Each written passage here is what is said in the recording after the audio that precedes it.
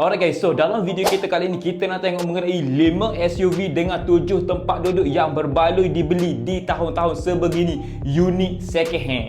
Seterusnya, ketiga, Nissan X-Trail T32.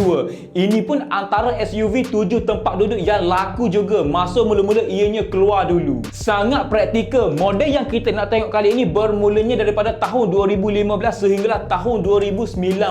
Masa mula-mula dia keluar dulu, ramai yang booking SUV ini disebabkan oleh ianya tinggi dengan 7 tempat duduk, ditambah lagi brand Nissan. Dan pada masa itu juga ini antara SUV yang selesa untuk barisan ketiga, sesuai sangat untuk kanak-kanak jika buat perjalanan yang jauh. Daripada segi enjin pula, bagi Nissan X-Trail T32 ini ia menggunakan enjin 2.0 liter dan 2.5 liter. Jika SUV ikut jadual penjagaan yang ketat, enjin ini memang cukup tahan lasa. Untuk Nissan X-Trail T32 ini ia merupakan daripada generasi ketiga dan masa mula-mula ia keluar dulu, ia boleh dikatakan SUV yang agak senyap bagi bahagian dalaman jika nak dibandingkan dengan SUV yang sama tahun dengannya dan sama segmen dengannya. Harga pasaran terpakai untuk Nissan X-Trail T32 pada hari ini kita dah boleh dapati bermulanya daripada harga RM40,000 sehinggalah harga RM80,000 bergantung pada kondisi serta varian. Namun nasihat saya, jika korang berminat dengan Nissan X-Trail T32 pada hari ini, cari yang ada rekod servis yang tepat sebab ada banyak isu yang melibatkan CVT problem. Siapa dekat sini pengguna Nissan X-Trail T32 ini? Cuba korang komen pengalaman korang.